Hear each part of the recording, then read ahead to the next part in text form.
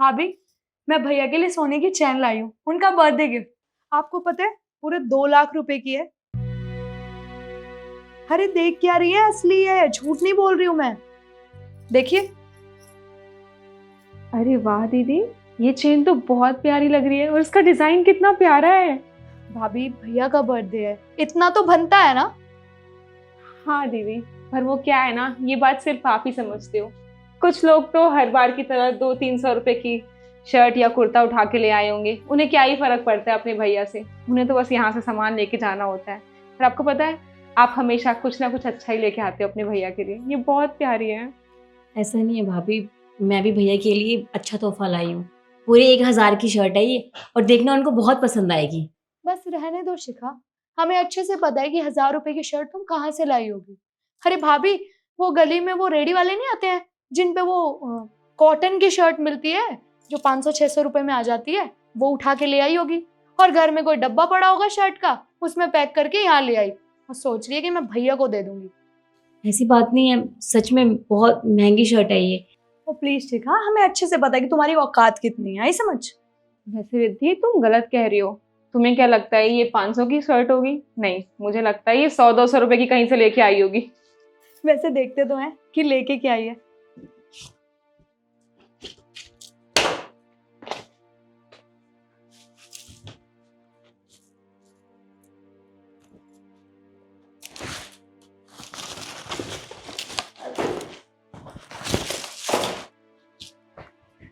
ये देखो भाभी, मैंने कहा था ना, सिर्फ 500-600 रुपए की ही शर्ट है।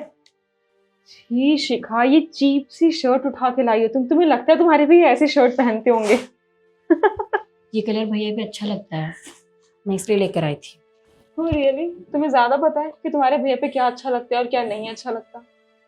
भाई दबे, आपको पता है दीदी, आप जब भी यहाँ पे आते हो ना कुछ अपने भैया के लिए अच्छा ही लेके आते हो। अब राखी पे ही देख लो, आप राखी पे हर बार चांदी की राखी लेके आते हो अपने भैया के लिए। और ये मैडम 10 रुपए का कलावा लेके आ जाती है। मतलब एक राखी खरीदने के लिए पैसे नहीं है क्या इनके पास? और आपने तो देखा ही है कि इनके भैया हर बार इन्हें 10-15 हजार ऐसे ही पकड़ा देते हैं। उसके बाद भी इन्हें इतनी शर्म नहीं आती कि कम से कम अपने भैया के लिए कुछ अच्छा सा गिफ्ट ही लेके आ जाएं। मुझे तो कभी कभी बिलीव ही नहीं होता कि ये आपकी बहन है। वैसे शिखा, भाभी बिल्कुल ठीक ही कह रही है। अगर तुम्हारे में अकल नहीं है तो मुझे ही देख लो, मुझे देख के ही कुछ सीख लो कि भैया के लिए मैं कितने महंगे महंगे गिफ्ट लेके आती हूँ। अरे 2 लाख रुपए ना तुमने सपने में भी नहीं देखे होंगे, आई समझ। और जब भैया तुम्हें 10-15 हजार रुपए रक्षाबंधन पे देते हैं तो उनमें से थोड़े पैसे खर्च कर लिया करो, या सारे जोड़ के ही ले जाओगी। ठीक, किसको समझा रही है तू? तुझे पता नहीं है, ये तो अपनी गरीबी का नाटक करने से नहीं थकती हैं। कहाँ से लेके आएंगे कुछ। अरे रिद्धि, शिखा, तुम दोनों बहन कब आई तुम दोनों? बस भैया थोड़ी देर पहले ही आया। बाय द वे, आपके लिए एक सरप्राइज है। मैं आपके लिए सोने की चैन लेके आई हूँ। This is your birthday gift, happy birthday. बहन, पर इसकी क्या जरूरत थी? भैया क्यों नहीं जरूरत थी? अरे आप मेरे भाई हो, इतना तो करना चाहिए ना मुझे। भैया हैप्पी बर्थडे। और ये मैं आपके लिए शर्ट लेके आई हूँ, मुझे पता है ये कलर आप पर बहुत सूट करता है। आप एक बार देखिए तो सही। अरे हाँ हाँ शिखा, हमने देख लिया, बहुत प्यारी शर्ट है। हाँ वैसे दीदी एक बात बताइए, आप इतनी दूर से आ रही हैं, आपको बहुत भूख भी लगी होगी ना। मैं आपके लिए कुछ अच्छा सा बना के लाती हूँ। हाँ, थक गई होंगी आप बहुत। जी।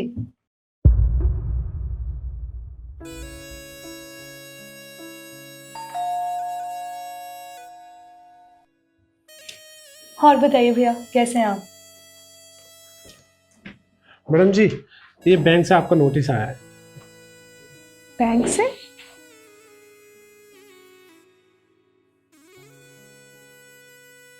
बैंक से नोटिस क्यों आया है?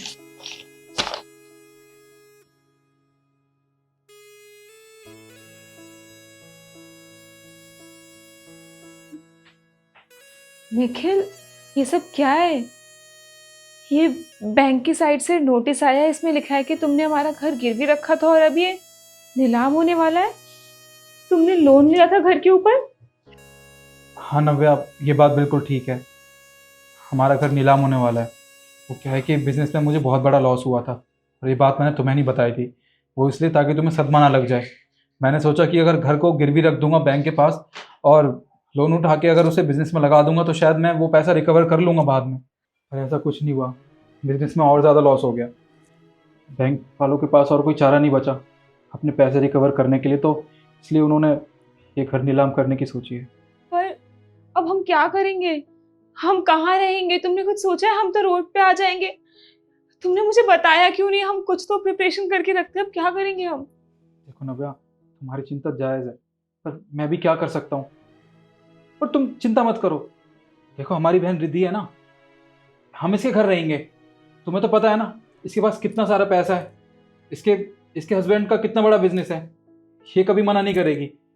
क्यों रिद्धि, ठीक कह रहा हूँ ना मैं? हम दोनों और हमारे बच्चे तुम्हारे साथ रह सकते हैं ना तुम्हारे घर पे? भैया आप कैसी बातें कर रहे हैं?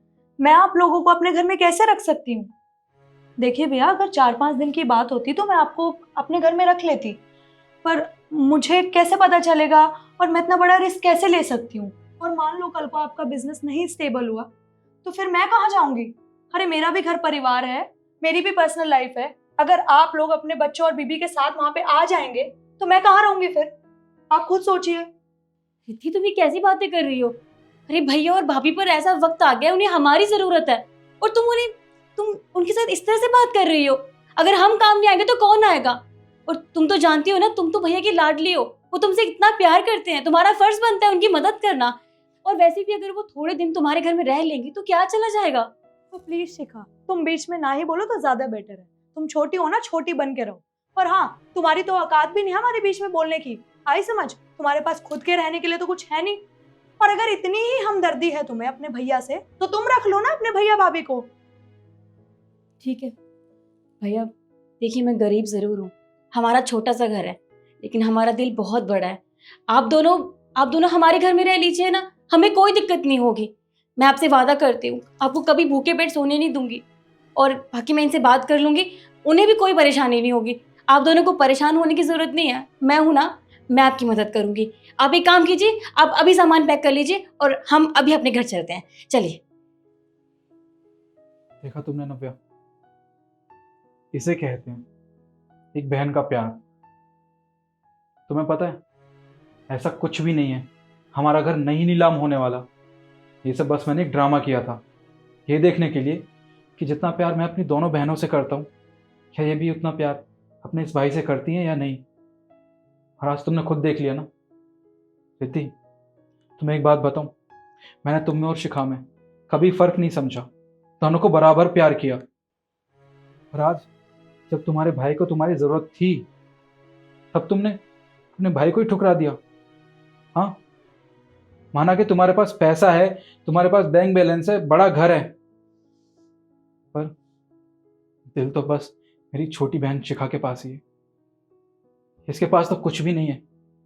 अरे छोटे से घर में रहते हैं, ये अपना गुजारा भी बहुत मुश्किल से कर पाते हैं। ये सब जानते हुए भी इसने अपने भाई का साथ दिया और तुरंत राजी हो गई अपने भैया भाभी और उनके बच्चों को अपने घर ले जाने के लिए। तुमने सही कहा निखिल। जब भी दीदी यहाँ पे आती थी तो मैं हमेशा रिद्धि दीदी से बात करती, उनसे हाल चाल पूछती, उनके लिए कुछ ना कुछ अच्छा अच्छा बनाती रहती, उनकी सेवा में लगी रहती। और शिखा दीदी, उन्हें तो मैं हमेशा इग्नोर करती क्योंकि वो गरीब घर से थी, वो महंगे गिफ्ट नहीं ला पाती थी इसलिए। पर मैंने ये कभी समझा ही नहीं कि इज्जत तो दिल से होती है, पैसों से नहीं। रिद्धि भले ही पैसों में बड़ी हो, लेकिन दिल और रिश्ते निभाना सिर्फ शिखा को ही आता है। और शिखा दीदी, आप मुझे माफ़ कर दीजिए, मैंने आपको बहुत बुरा भला कहा है। अरे जब हमारा बुरा वक्त आया तो सिर्फ आपने हमारा साथ दिया। मुझे माफ़ कर दीजिए, मैं आपको कभी समझ नहीं पाई। कोई बात नहीं भैया, प्लीज आप मुझे माफ कर दीजिए। और भाभी आप भी। मैं समझ गई आप जो भी मुझे समझाना चाहते हैं। और शिखा, मैं कैसे भूल जाती हूँ कि तुम भी मेरी एक छोटी बहन हो। आई एम रियली सॉरी, मुझे बस अपने पैसों का घमंड हो गया था।